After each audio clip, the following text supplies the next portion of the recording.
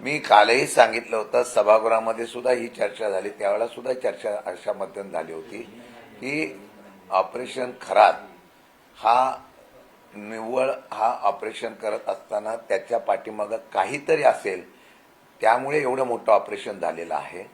त्यात रोहित पवारांनी सांगितल्याप्रमाणे शंकेचं कारण उभं केलेलं गेलेलं आहे. अनेक लोकांच्या असलेल्या फोटोवर फुल्या मारल्या गेल्यात अशा प्रकारची चर्चा ही साधारणतः होती.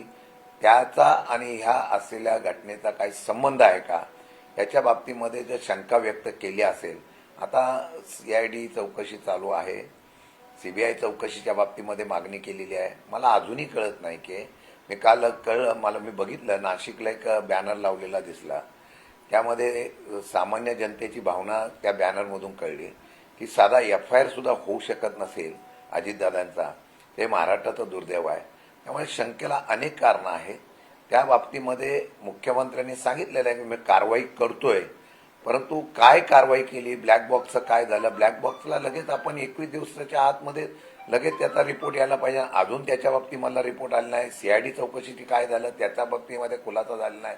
आणि म्हणून ह्या शंकेच्या मध्ये रोहित पवारांनी केलेल्या शंकेला कुठेतरी त्या ठिकाणी साम्य जुळतं का याचा निश्चितपणाने शोध आता खात्याने करणं गरजेचं आहे. सर, पण अशोक खरातच्या प्रकरणामध्ये सातत्यानं अशोक खरातला अटक होऊन जवळपास आता 10 दिवस झालेले आहेत, 10-15 दिवस झालेले आहेत, परंतु अशोक खरातांचे कुटुंबीय मात्र अद्याप देखील फरार आहे. काल मुलगा हर्षवर्धन खरातला अटक केली जाते, परंतु त्यांच्या पत्नी कल्पना खरात या देखील अद्याप कुठेतरी फरार आहे.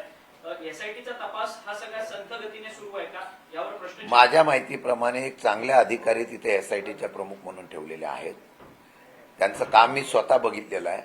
मला वाटतं की ते चांगल्या पद्धतीने काम करतील आणि चौकशी त्यांची चांगली करून निश्चितपणाने जे काय आहे ते बाहेर आणण्याचा प्रयत्न करतील, त्यामध्ये कुठल्याही प्रकारची शंका नाही. आता पुरावे, चर्चा, चौकशीतून जी काही नावं निष्पन्न होतील, जे काही पुरावे येतील त्याच्याप्रमाणे ते चौकशी करून कारवाई करतील. लगेच त्यांच्या कुटुंबाला कारवाई करताना त्यांचा सहभाग किती आहे काय हे बघून त्याच्याप्रमाणे पुढची कारवाई ते करत असतील. राहुरीमध्ये आता अक्षय कडले यांना उमेदवारी भाजपने दिलेली आहे, तुमचा पण उमेदवार असणार आहे, कारण तुमच्याकडे ती जागा आहे. नाही, अद्यापही आमची त्या ठिकाणी चर्चा झालेली नाहीये. पोटनिवडणूक जाहीर झालेली आहे. संबंधित असलेल्या वरिष्ठ नेते आम्ही बसू आणि त्याच्यावर काय चर्चा करायची त्याचा निर्णय आम्ही घेऊ. परंतु त्या ठिकाणाहून प्राजक्त तनपुरे तुमच्या पक्षाकडून इच्छुक आहेत, तुमच्या पक्षाचे माझे आमदार आहेत त्या ठिकाणचे, ते त्यांना या ठिकाणाहून संधी मिळू शकते का? पक्षाकडे काही प्राथमिक या संदर्भात चर्चा सुरू आहे. त्या प्राजक्त तनपुरेंशी आम्ही चर्चा करू. मी असेल, पवारसाहेब, जयंत पाटील साहेब, सुप्रियाताई, आम्ही चर्चा करू आणि ह्या निवडणुकीच्या पोटनिवडणुकीसंदर्भात काय करायचं याचा निर्णय आम्ही निश्चित घेऊ.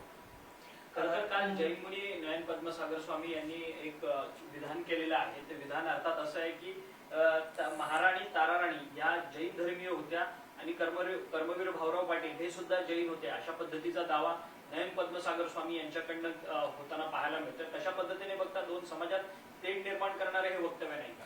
नाही, कोण कुठल्या समाजाचा, कोण कुठल्या धर्माचा हा आता त्यांनी शोध लावण्यापेक्षा त्यांचा वंश, त्यांचे असलेले पूर्वज याची सर्व माहिती घेतल्यानंतर वक्तृत्व केले तर मला योग्य वाटेल.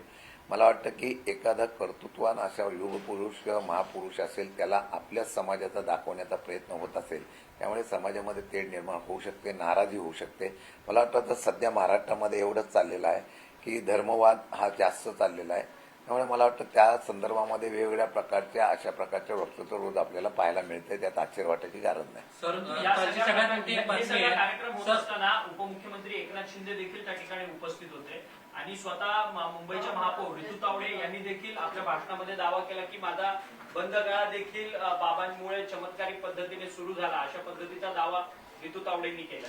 मला वाटतं अंधश्रद्धा कायदा आता फार कडक करावा लागेल असं वाटायला लागलेलं आहे. सर, कालची एक मोठी बातमी आहे. काल सुनील तटकरे ABP माझ्यावर होते आणि त्यांना स्पष्टपणे असं म्हटलं की विलगीकरणासंदर्भाची माहिती जी आहे ती अजित पवारांकडून आपल्याला आली, ती कल्पना होती आपल्याला या सगळ्या विषयात. खरं तर याच्या आधी ज्यावेळेस तुमच्याकडून विलगीकरणासंदर्भात बोललं जात होतं त्यावेळेस त्यांच्याकडून एक स्पष्टपणे म्हणण्यात आलं होतं की विलगीकरणाची अजित पवार मी प्रदेशाध्यक्ष असतं तर नक्कीच माझ्यासोबत चर्चा केली असती. आम्हाला या संदर्भात कुठलीही कल्पना नव्हती. त्यामुळे आता कुठेतरी एक खोटं बोलतायत का ते, किंवा त्यावेळेस खोटं बोलले आणि आता त्यांच्या तोंडातून खरं आलंय का? नाही, आम्ही हे सातत्याने हेच सांगत होतो की जी चर्चा झालं होतं सत्य होतं, ते सत्य आम्ही सांगत होतो. पण त्यावेळेला सांगितलं अशा प्रकारची कुठली चर्चा झाली नाही. असं सांगितल्यामुळे एक लोकांमध्ये संभ्रम निर्माण करण्याचा प्रयत्न होतो का काय, म्हणून ती आम्ही चर्चा थांबवली होती. आणि ती चर्चा थांबल्यानंतर काही का होईना, उशिरा का होईना, पण त्यांनी सत्य सांगितलं की अजितदादांची याच्या बाबतीमध्ये आमच्याशी चर्चा झाली होती. आता ही चर्चा झाल्यानंतर त्या चर्चेच्या माध्यमातून काय काय झालं ते त्यांनी खुलासा करावा. सुनेत्रा वहिनीचं नेतृत्व तुम्हाला मान्य असेल का जर आता पुन्हा एकदा विलीनीकरणाचा विषय जर आला? माझ्या माहितीप्रमाणे अजितदादा हयात असताना विलिनीकरणाच्या बाबतीमध्ये झालेल्या चर्चेमध्ये काय करायचं काय नाही करायचं याच्या संदर्भामध्ये सविस्तर चर्चा झाली होती. अजितदादा गेल्यानंतर ज्यावेळेला सुनेत्रा वहिनींचं नेतृत्व पुढे आणायचा निर्णय झाला, हा कुठेही चर्चेच्या बाबतीमध्ये करत असताना तो त्यांच्या पक्षाचा निर्णय, त्यांनी त्याप्रमाणे काय निर्णय घ्यायचा हा त्यांचा अधिकार होता. कोणाला करावं ह्याच्या बाबतीमध्ये आम्ही सांगण्याची त्या ठिकाणी वेळ येण्याची गरजच नव्हती. आता ते जे सांगतायत की बाबा सुनेत्रा वहिनींचं नेतृत्व तुम्हाला मान्य होतं का, ती चर्चा आताही कुठे आमच्याशी झालीच नव्हती आणि ते नेतृत्व दिल्यानंतर सुद्धा चर्चा झालेली नाहीये.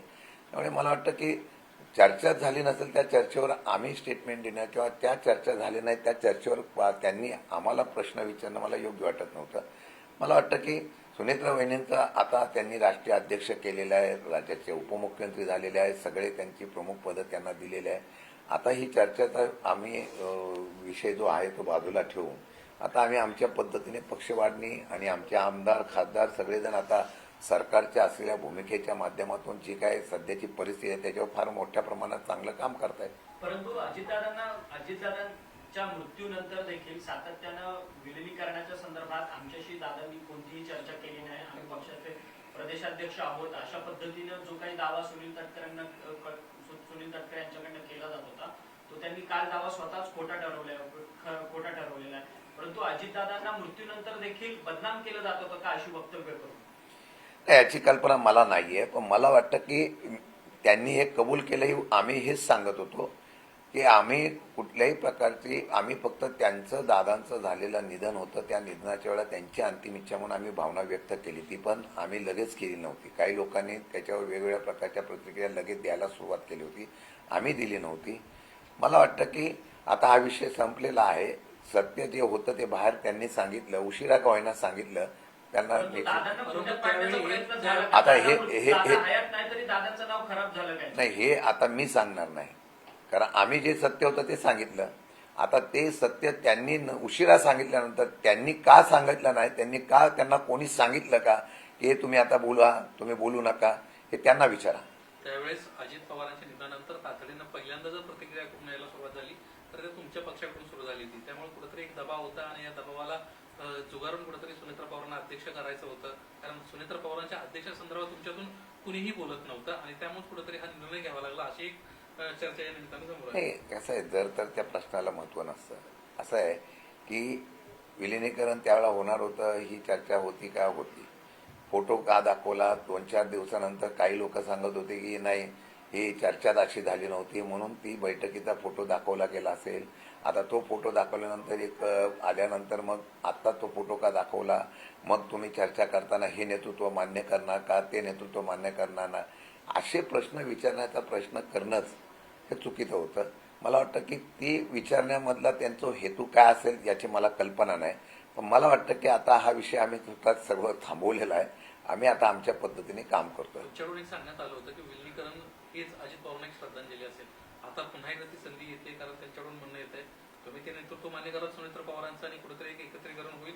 आता कुठल्याही प्रकारची अशी चर्चा मीडियावर आहे, कुठली चर्चा आमच्यावर नाही, कुठली चर्चेचा आता सध्या विचार पण नाही. त्यामुळे जर तर त्या प्रश्नाला मी उत्तर देणार नाही. परंतु सातत्यानं सुनील तटकरे असतील किंवा प्रफुल्ल पटेल असतील यांच्याकडनं सुनेत्रा पवार यांची फसवणूक होते का असा देखील सवाल या निमित्ताने उपस्थित होताना पाहायला मिळतं.